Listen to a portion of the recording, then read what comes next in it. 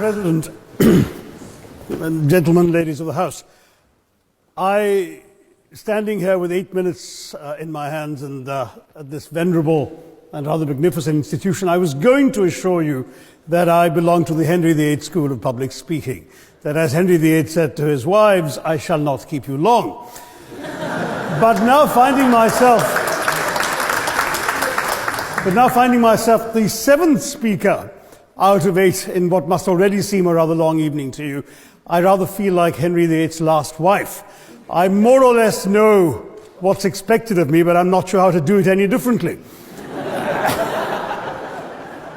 Perhaps what I should do is really try and pay attention to the arguments that were advanced by the opposition today.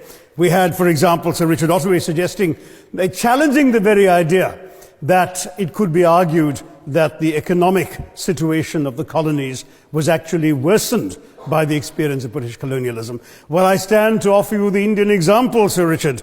India's share of the world economy when Britain arrived on its shores was 23%. By the time the British left, it was down to below 4%. Why? Simply because India had been governed for the benefit of Britain. Britain's rise for 200 years was financed by its depredations in India. In fact, Britain's industrial revolution was actually premised upon the deindustrialization of India.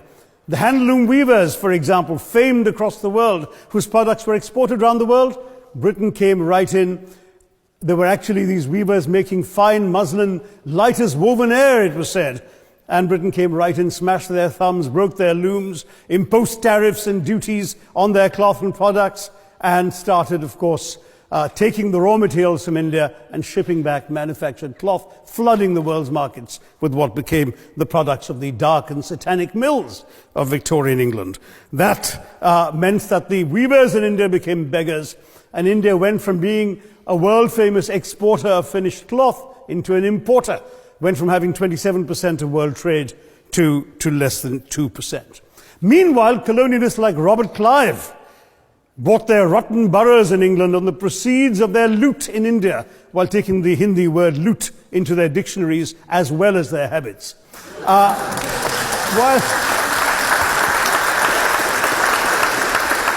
And the British had the gall to call him Clive of India, as if he belonged to the country, when all he really did was to ensure that much of the country belonged to him. By the end of the 19th century, the fact is that India was already Britain's biggest cash cow, the world's biggest purchaser of British goods and exports, and the source of highly paid employment for British civil servants. We literally paid for our own oppression. And as has been pointed out, the wealthy Victorian British families that made their money out of the slave economy, 1/5 of the elites of the wealthy class in Britain in the 19th century owed their money to transporting 3 million Africans across the waters. And in fact, in 1833, when slavery was abolished, what happened was that a compensation of £20 million was paid, not as reparations to those who had lost their lives or who had suffered or been oppressed by slavery, but to those who had lost their property. I was struck by the fact that your Wi-Fi password at this union commemorates the name of Mr. Gladstone, the great liberal hero. Well, I'm sorry, his family was one of those who benefited from this compensation. Staying with India, between 15 and 29 million Indians died of starvation in British-induced famines. The most famous example, of course, was the Great Bengal Famine during the Second World War, when 4 million people died because Winston Churchill deliberately, as a matter of written minuted policy, proceeded to divert essential supplies from civilians in Bengal to sturdy Tommies and Europeans as reserve stockpiles. He said that the starvation of anyway underfed Bengalis mattered much less than that of sturdy Greeks. This is Churchill's actual quote. And when conscience-stricken British officials wrote to him, pointing out that people were dying because of this decision, he peevishly wrote in the margins of the file, "Why hasn't Gandhi died yet?" So all notions that the British were trying to do their colonial enterprise out of enlightened despotism, to try and bring the benefits of colonialism and civilization to the benighted heathen. I'm sorry, Churchill's conduct in 43, simply one example of many that gave a lie to this myth. As others have said on the proposition, violence and racism were the reality of the colonial experience. And no wonder that the sun never set on the British Empire, because even God couldn't trust the English in the dark.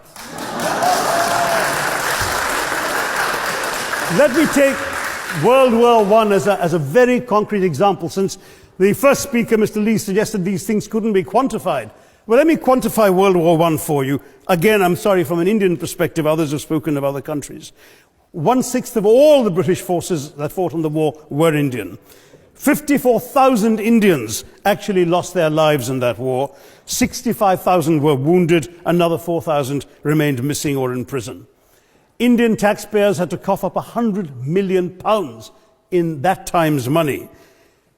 India supplied 70 million rounds of ammunition, 600,000 rifles and machine guns, 42 million garments were stitched and sent out of India, and 1.3 million Indian personnel served in this war. I know all this because, of course, the commemoration of the centenary has just taken place. But not just that, India had to supply 173,000 animals, 370 million tons of supplies, and in the end, the total value of everything that was taken out of India, India, by the way, suffering from recession at that time and poverty and hunger, was, in today's money, £8 billion. You want quantification? It's available. Second World War, it was even worse, 2.5 million Indians in uniform. I won't belabor the point, but of Britain's total war debt of £3 billion, in 1945 money, 1.25 billion was owed to India and never actually paid. Somebody mentioned Scotland. Well, the fact is that colonialism actually cemented your union with Scotland. You know, the Scots had actually tried to send colonies out before 1707. They'd all failed, I'm sorry to say.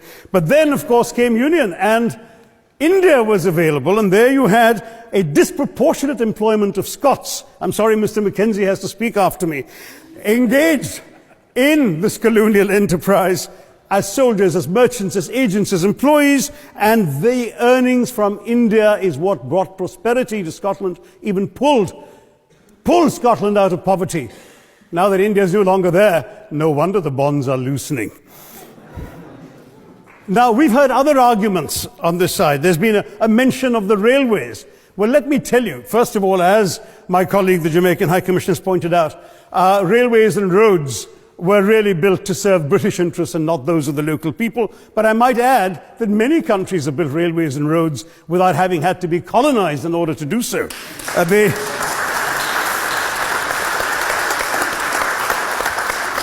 They were designed to carry raw materials from the hinterland into the ports to be shipped to Britain.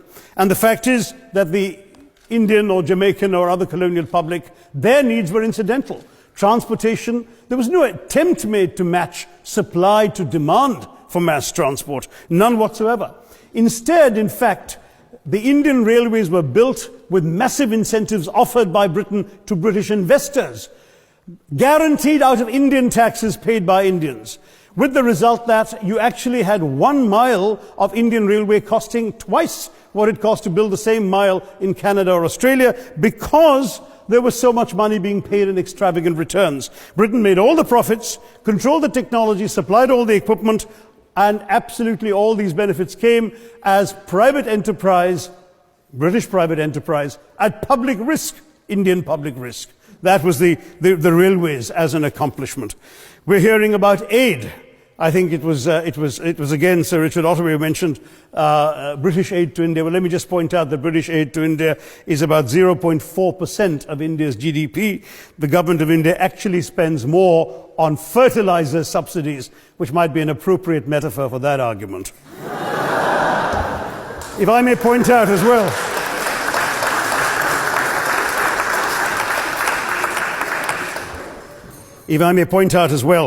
that as my fellow speakers from the proposition have pointed out, there have been incidents of racial violence, of loot, of massacres, of bloodshed, of transportation, in India's case even of one of our last Mughal emperor.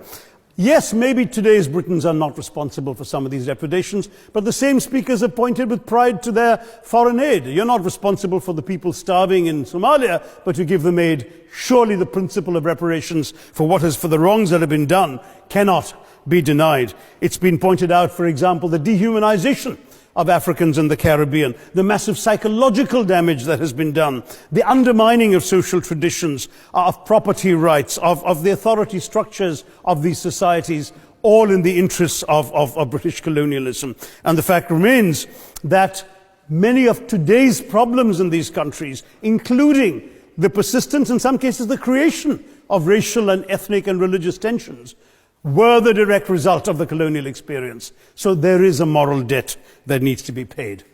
Someone challenged reparations elsewhere. Well, I'm sorry, Germany doesn't just give reparations to Israel. It also gave reparations to Poland. Perhaps some of the speakers here are too young to remember the dramatic picture of Chancellor Willy Brandt on his knees in the Warsaw Ghetto in 1970. And there are other examples. There is Italy's reparations to Libya. There's Japan's to Korea. Even Britain has paid reparations to the New Zealand Maoris. So it's not as if this is something unprecedented or unheard of that's going to somehow open some sort of nasty Pandora's box. No wonder Professor Lewis reminded us that he's from Texas. There's a wonderful expression in Texas that summarizes the arguments of the opposition: all hat and no cattle. Now, if I can just quickly look through the other notes I was scribbling while they were speaking. There was reference to democracy and rule of law. Let me say with the greatest possible respect, it's a bit rich to oppress, enslave, kill, torture, maim people for 200 years and then celebrate the fact that they're democratic at the end of it.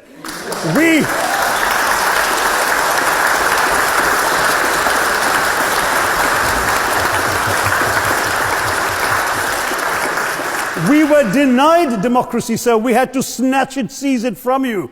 With the greatest reluctance, it was conceded in India's case after 150 years of British rule, and that too with limited franchise. Yes, indeed, ma'am. The opposition spoke quite highly of Greek and Athenian democracy on which the West should pride itself, and spoke of liberty and equality in that same name. The Athenian democracy was only functioning because of the slave society on which it was built. That's the nature of colonisation. All right, I don't think that needs contradiction, not from me at any rate. But if I may just point out, I think the argument made by a couple of the speakers, the first speaker, Mr. Lee in particular, conceded all the evil atrocities of colonialism, but essentially suggested that reparations won't really help. They won't help the right people. They'll be used as a propaganda tool. They'll embolden people like Mr. Mugabe. It's always nice how in the old days, I'm sorry to say that the people of the Caribbean used to frighten their children into behaving and sleeping by saying Sir Francis Drake would come after them. That was a legacy of that. Now it's Mugabe will be there. So this is the new sort of Sir Francis Drake of our times. The fact is very simply, sir, that we are not talking about reparations as a tool to empower anybody. They're a tool for you to atone for the wrongs that have been done. And I am quite prepared to accept the proposition that you can't put a monetary sum on the kinds of horrors people have suffered. Certainly no amount of money can expiate the loss of a loved one, as somebody pointed out there. You're not going to be able to figure out an exact amount. But the principle is what matters. The fact is that to speak blithely of sacrifices on both sides, as an analogy was used here, a burglar comes into your house, ransacks the place, stubs his toe, and you say, well, there was a sacrifice on both sides. That, I'm sorry to say, is not an acceptable argument. The truth is that we are not arguing specifically that vast sums of money need to be paid. The proposition before this House is the principle of owing reparations, not the fine points of how much is owed, to whom it should be paid. The question is there a debt? Does Britain owe reparations? As far as I'm concerned, the ability to acknowledge a wrong that has been done, to simply say sorry, will go a far, far, far longer way than some percentage of GDP in the form of aid. What is required, it seems to me, is accepting the principle that reparations are owed. Personally, I'd be quite happy if it was £1 a year for the next 200 years after the last 200 years of Britain and India. Thank you very much, Madam President.